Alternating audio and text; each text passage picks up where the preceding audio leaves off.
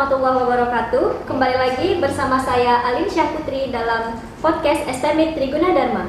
Untuk hari ini kita sudah kedatangan bintang tamu dari salah satu dosen di STMIK Triguna Dharma, yaitu Bapak Dr. Asyahri Hadinasuha, Eskom Mkom, yang merupakan dosen yang berprestasi di STMIK Triguna Dharma.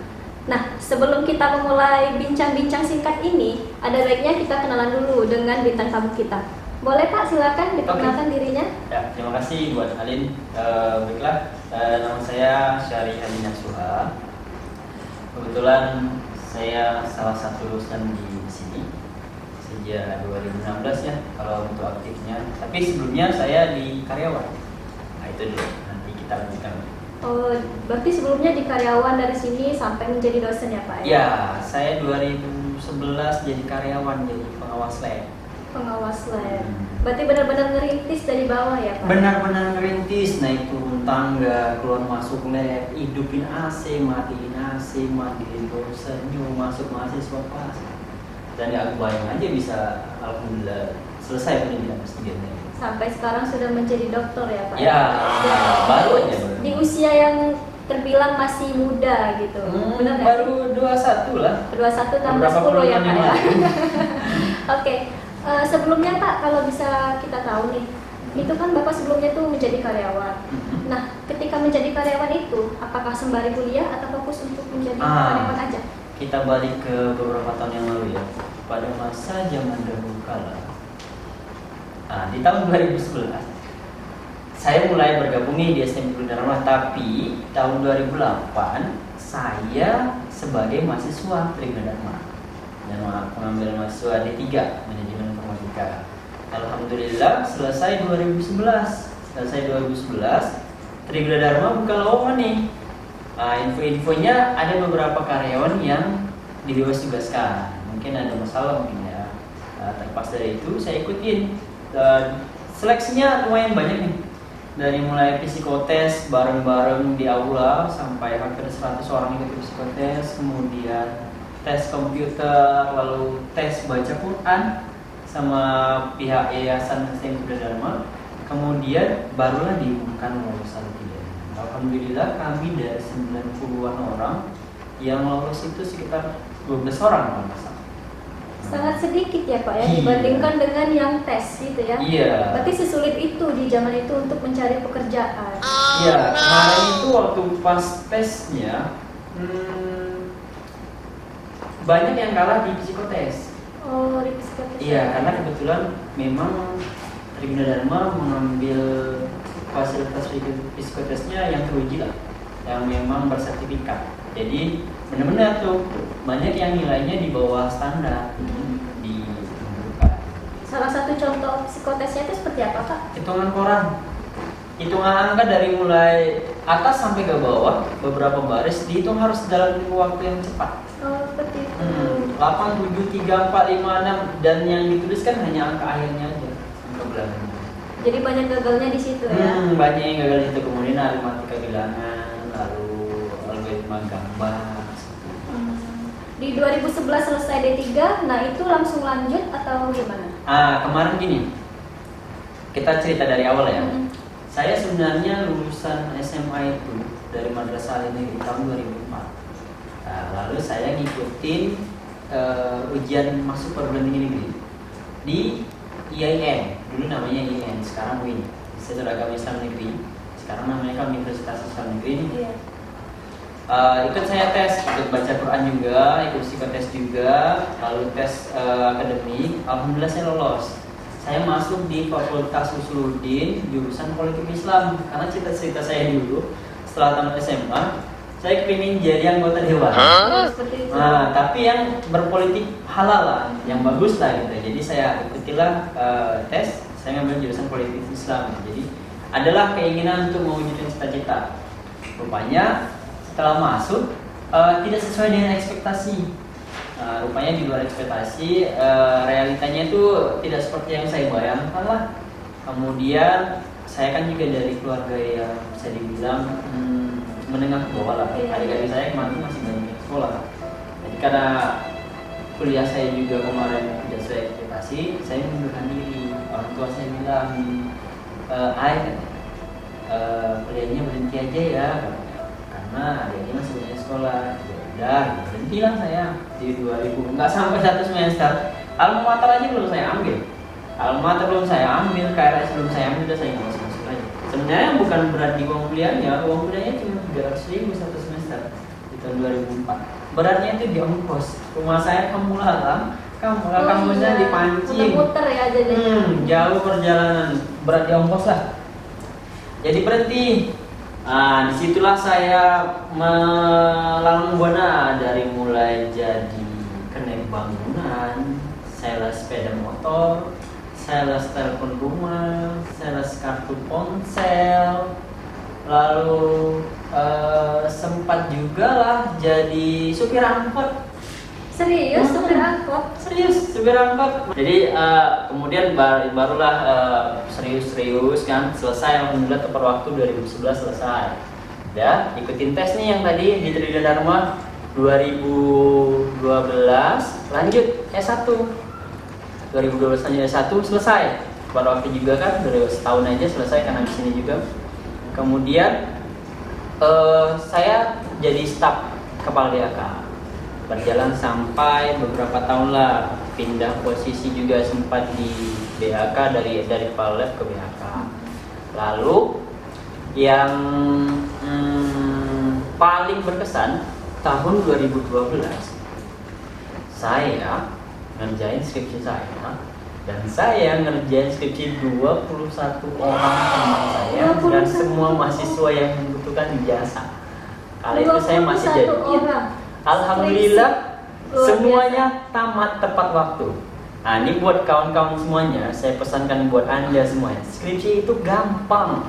Yang susah itu ialah melawan malas. Iya benar banget, karena saya lagi skripsi itu gampang kan? Nah, yang susah itu melawan malas, bener. Buktinya aja saya bisa ngerjain 21 skripsi di tahun yang sama dan semuanya tamat. Luar biasa. Alhamdulillah. Dananya kan kembali tuh kalau dipikirkan kan lumayan kan dananya. Nah, di situ lah ya, Pak, ya. Itu yang paling berkesan. Dan yang nambah berkesannya ketika ngambil ijazah, saya nanda tangan, saya jumpain Maka 3 tuh ada penandatanganan. Jadi dibilang sama ketuanya, "Pak, si A itu tukang buat skripsi itu, Pak." "Oh iya," katanya. Saya senyum aja karena kan memang nggak dielakkan lagi. Rupanya setelah mereka tahu, malah saya direkrut untuk dikuliahkan S2. Oh iya, gara-gara itu ya. Gara-gara mereka tahu saya bisa seperti itu, saya malah direkrut ya. Berarti kan jadi makin alhamdulillah kan? Iya benar-benar. Di tes saya ngajar, dilihat nilainya, kemudian diberangkatkanlah ke Padang nih, Universitas Putra Indonesia, dengan perjanjian selesai sekolah S2 harus jadi dosen sini. Jadi saya berpikir gini, udah dikuliahin, tamat kuliah, dikasih lagi pekerjaan jelas, bergaji jelas ya kan.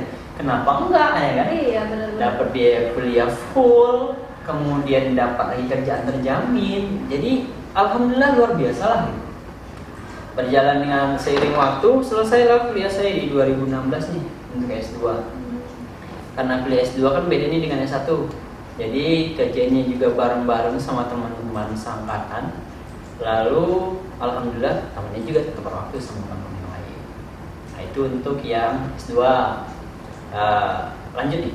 Lanjut dong, kita pengen tahu semua riwayat pendidikan dari Bapak. Oke, kita lanjut ya. Kemudian di 2017 saya dapat info kan ada teman dosen senior juga. Jadi dia ngambil kuliah S3 di Padang. Ada program beasiswa namanya BPDN kalau nggak salah.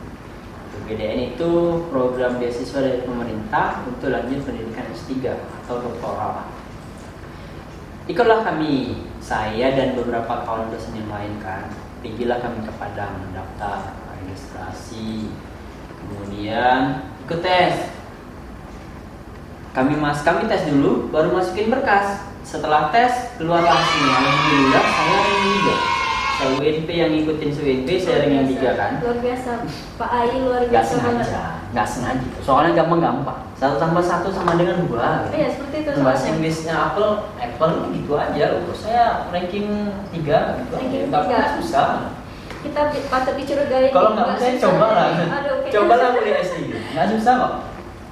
Baru rupanya setelah tahu pengumuman lolos, ada informasi tidak dinyatakan lulus beasiswa karena proses yang kami lewati salah.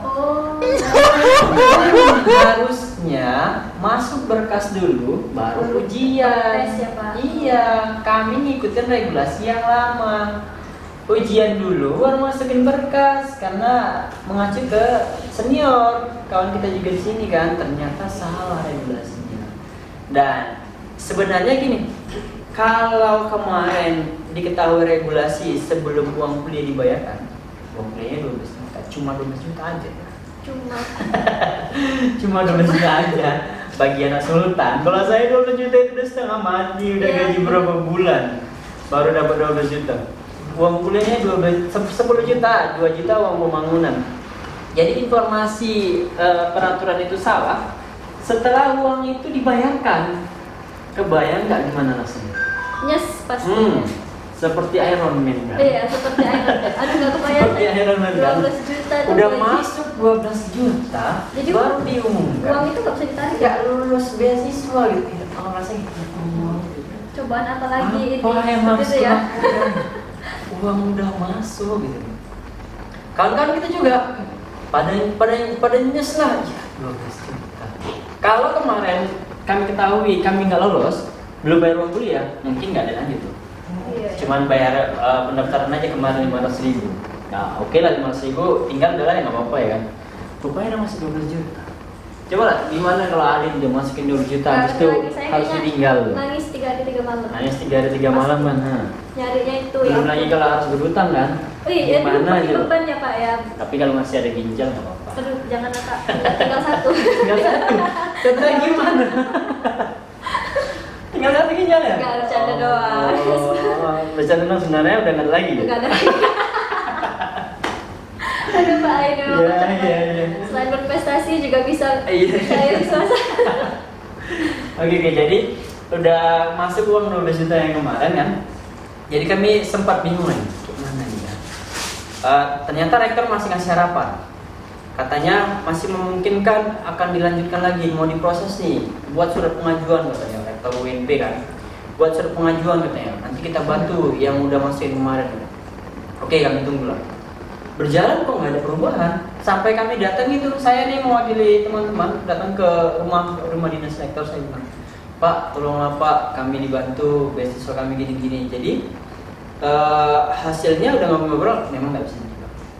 Nah, jadi ada beberapa kawan yang dari kampus lain, dari kisaran ditinggal aja. Mungkin anak sultan yang Iya, ya udah. 12 gitu juta ya. lah. Kalau kita usahakan ya Pak. 12 juta kecil lah ya kan. Awak meninggalkan 12 juta itu kebayang. Iya, benar. Baru kan 12 juta. mau makan kepikiran 12 juta, mau tidur kepikiran 12 juta. Ya. Baru pulanglah kemari. Alhamdulillah pulang kemari, ceritalah sama kawan-kawan, sama prodi, sama kawan-kawan yang lain lah. Mereka memotivasi. Apapun yang disampaikannya dijadikan motivasi lah.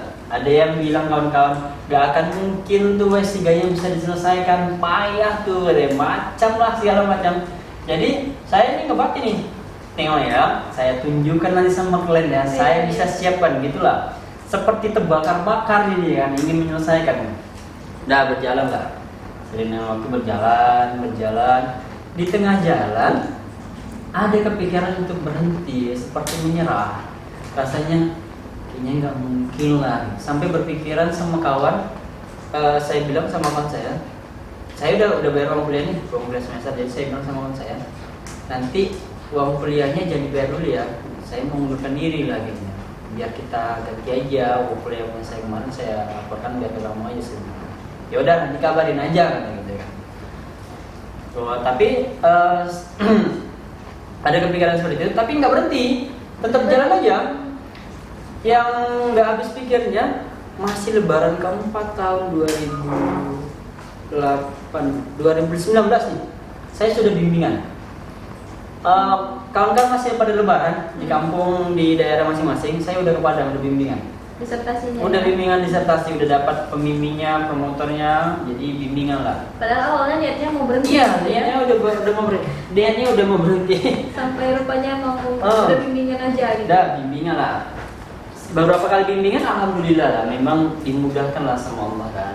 Ya, selain berusaha berdoa juga, nggak apa namanya kewajiban yang diharuskan juga harus dilaksanakan. Jadi dapat promotor itu di sana namanya promotor. Pembimbing itu namanya promotor. Dapat promotor itu yang senior banget. Kemudian promotor itu punya nama besar karena seniornya. Lalu tidak mau menyusahkan mahasiswa bimbingannya. Yang penting ada filenya, ada printnya, mau bimbingan lanjut. Saya 2 kali 3 kali datang sudah disuruh proposal. Enak ya dapat dosen pembimbing. Ya alhamdulillah, izin Allah, sering-sering ngelapor aja, 5 kali sehari ngelapor, tambahan pagi lah, nanti tengah malam bangun, ada waktu ngelapor. Ya, Pak, ya? Iya, karena kita usaha nggak ada doa, sombong coy. Jangan lupa, setan biar sombong yang keluar dari surga. Kita nggak boleh sombong, malu kan sedikit. Berdoa aja nggak ada usaha, bohong. Nggak ada usaha berdoa, ya Allah, siapkanlah skripsiku ya Allah. Tapi di rumah tidur, main game online, nonton drama Korea. Sama konsepnya kayak perkalian ya Pak ya. Iya. Usaha satu, doa juga harus satu. Iya, jadi bener. ada hasilnya ya kan. Benar. Jadi udah berjalan bimbingan, alhamdulillah saya duluan proposal, saya duluan di sana ada proses FGD, saya duluan FGD, saya duluan seminar hasil, dan di puncak rezekinya itu yang saya nggak kebayang. Ketika saya mulai mendekat nih sama Sang Pencipta, benar-benar meninggalkan hal-hal yang nggak baik, kemudian mulai berbanyak istighfar. Benar janjinya, ketika kita dekat banyak istighfar, rezeki itu datangnya dari mana? Ada aja terus. Ada aja. Alhamdulillah penelitian hibah dikti saya lolos, dana 19 juta keluar. Kemudian dana sertifikasi lolos 15 juta keluar. Kemudian ada teman-teman yang minta bantu tulisan artikel Phoenix Fokus, lolos, dapatlah berapa juta keluar. Jadi terkumpul dananya, bisa bayar uang sidang, bisa bayar seminar hasil, bisa selesai tepat waktu. Dari situ semua jalan. Dari situ semua ya, dari usaha dibarengi dengan doa, pasrah sama Allah, bergantung semua sama Allah. Alhamdulillah lancar. Teringatnya tadi kan itu ada rencana untuk berhenti dari S3. Itu faktornya apa Pak? Keuangan kah? Iya. Karena Saya kemarin sempat stuck gara-gara memang minim dana lah. Dana ya. Saya minim dana. Saya sudah mengajukan nih proposal bantuan dana ke kampus kita. Alhamdulillah nggak diterima. Oh ya, Alhamdulillah sekarang nggak diterima. Apapun ceritanya kita harus tetap alhamdulillah. Iya, ya kan? benar-benar. Alhamdulillah nggak terima. Alasannya karena masih ada kontrak.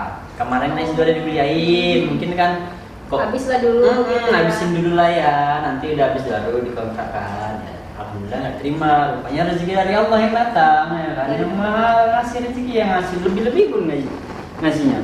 Itulah yang buat dia berjalan terus. Karena dana ya Pak ya. Tapi lanjut terus. Lanjut. Ya. Kami gini, yang memotivasi itu kembali lagi ke motivasi kawan-kawan tadi. Gak mungkin kau siap ini, gitu. Gak mungkin kau siap cepat. Jadi kita ambisi ya Pak ya. Tengok aja nih. Karena gitu kan ya. banyak tuh yang menyelesaikan program S3 tuh sampai 6 tahun, Iya sih, 5 memang. tahun. Kendalanya di mana? Kendalanya adalah malas menyelesaikan disertasi. Padahal kalau dijalani bisa. Padahal kalau dijalani minimal 1 hari 1 huruf pasti selesai setahun. 1 hari 1 huruf 1 tahun selesai. Kan nggak mungkin juga kan Iya. duduk depan laptop udah tinggal. Iya. Kan besok B dan kan nggak Sebagai gitu kan? perumpamaan ya Pak. Kan nggak mungkin juga gitu kan. Ya minimal 1 hari 1 halaman lah. Apalagi kan sekarang teknologi udah canggih. Kita tinggal tulis apa aja yang mau kita butuhkan di Google. Ya udah nanti muncul tuh ribuan pilihan. Nah, tinggal kita lah mau melolahnya kan. Jadi sebenarnya mau dia skripsi, tesis untuk S2, disertasi untuk S3 semuanya gampang. Yang susah adalah melawan malas. Ya kan? Seperti itu ya. Kayaknya bisa jadi motivasi untuk saya karena kan saya lagi skripsi juga nih. Malas. Iya, kan kadang mahasiswi ini kalau udah mau skripsi dia tergoda sama drama Korea. Iya benar sih. Drama India. belum lagi nongkrong sama Nongkrong. kawan-kawan. Dan bisikan sikit tuh masih ada. Besok aja, kan masih ada. Iya, masih betul, ada Pak. besok. Saya banget itu. Saya ngerjain bab 2 udah hampir sebulan nggak? Kan? Besok aja, masih ada besok. Ngapain sekarang? Kan masih muda. Dua tanggal pertama kan nggak apa-apa. Jangan.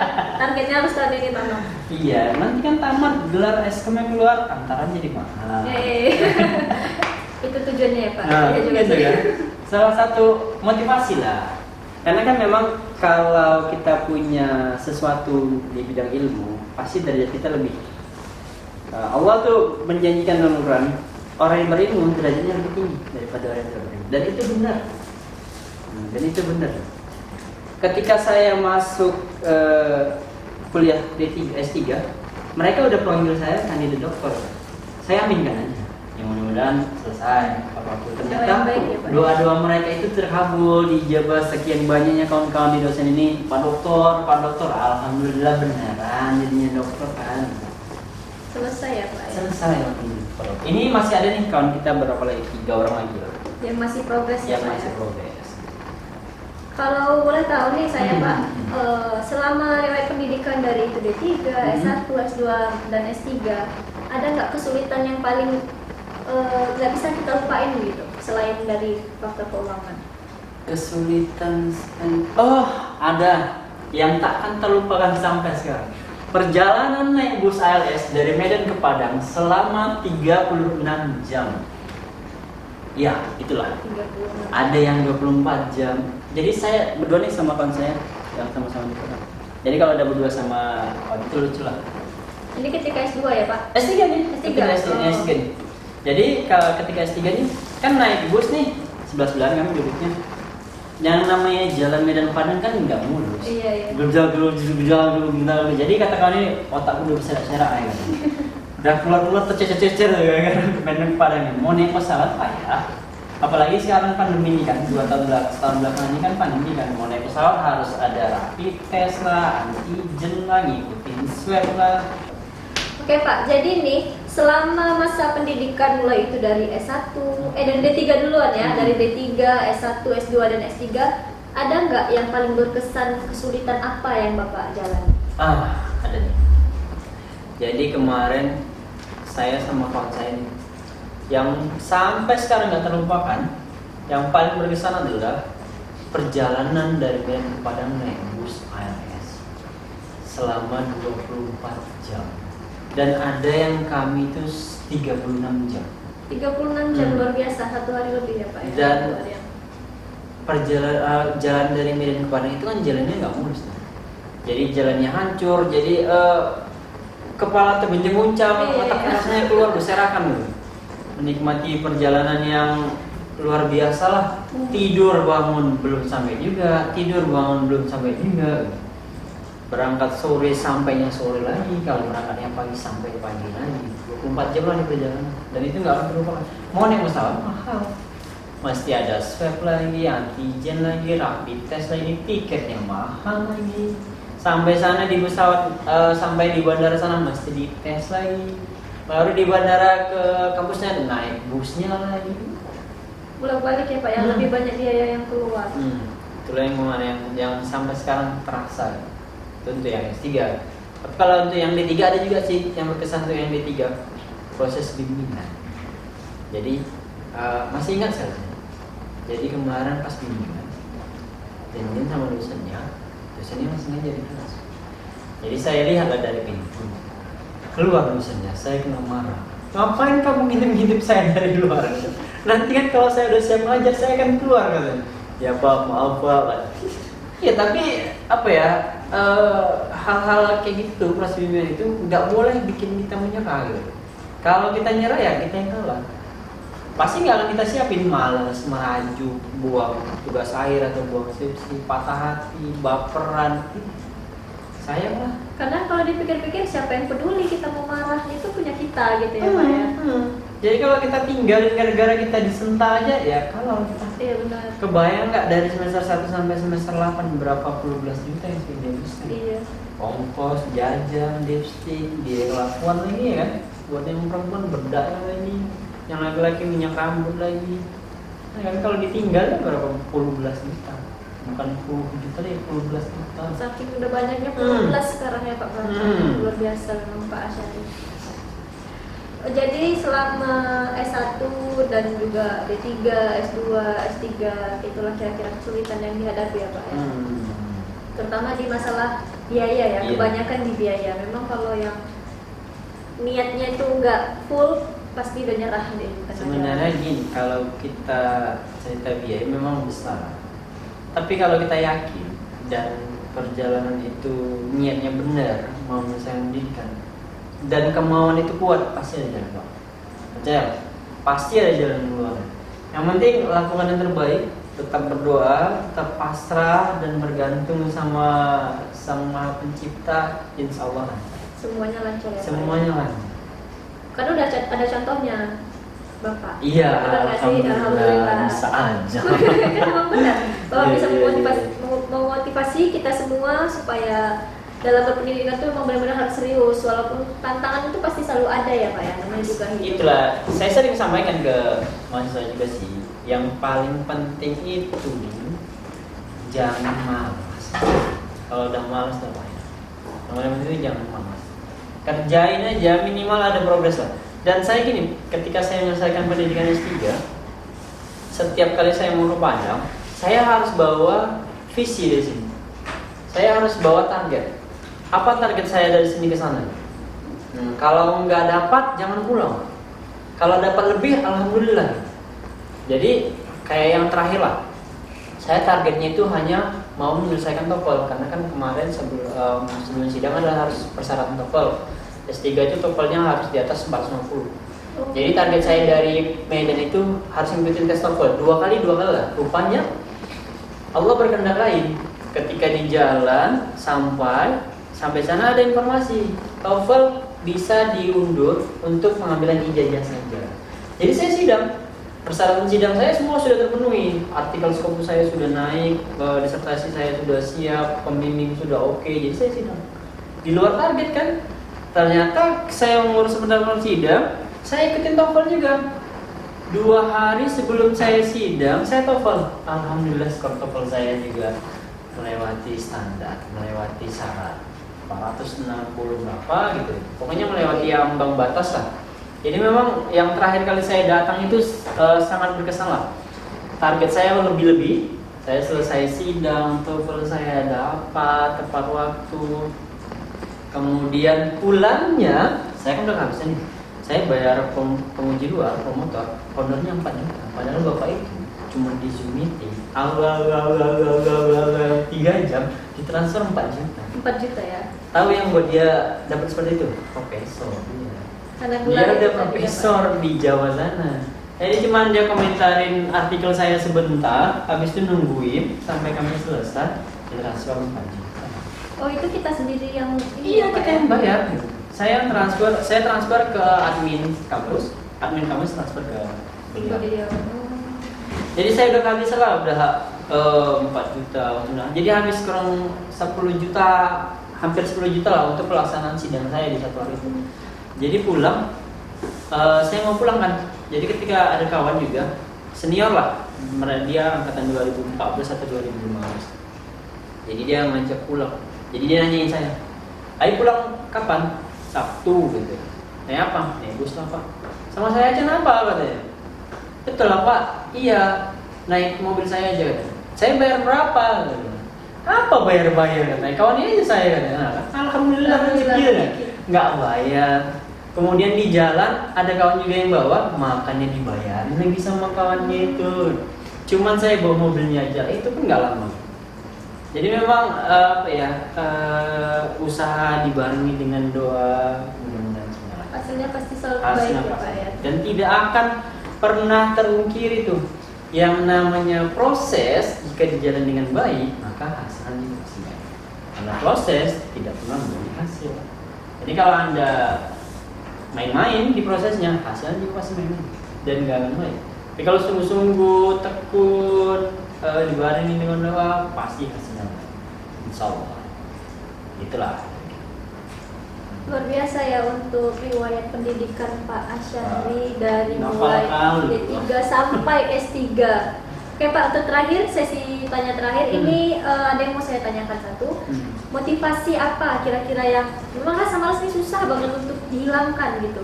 Apa kira-kira yang dorongan kita supaya nggak malas? Oke, nih saya juga banyak baca, banyak dengarkan dari orang-orang yang agamanya lumayan kuat. Jadi supaya kita terhindar dari rasa malas, ada perlu satu hal yang harus kita sadari.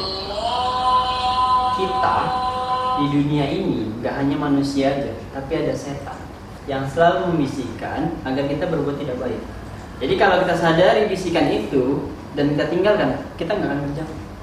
Mau dia menunda skripsi, mau dia berbuat tidak baik, mau dia melakukan hal-hal yang negatif, kalau kita sadari itu bisikan setan, pasti kita benar. Percaya. Tapi kadang banyak nggak sadarnya ya Pak. Iya, namanya. Dan yang paling beratnya itu setan tadi ketika bisikin nggak nampak dia. Kalau nampak kan bisa kita tahu ya kan. Apa gue bilang-bilangnya aku yang nggak bagus-bagus kan bisa kita gituin. Kita siram aja, kita usin ini dia nggak nampak. Dan yang perlu kita sadari, jangan ditakuti karena setan hanya sebatas membisikkan, tidak bisa mendorong, tidak bisa menyentuh, dia hanya membisikkan aja. Tapi ya gitu, kalau kita nggak sadari, ya bisikannya kita kerjakan. Sangat terpengaruh sama kita Sangat. ya Pak ya.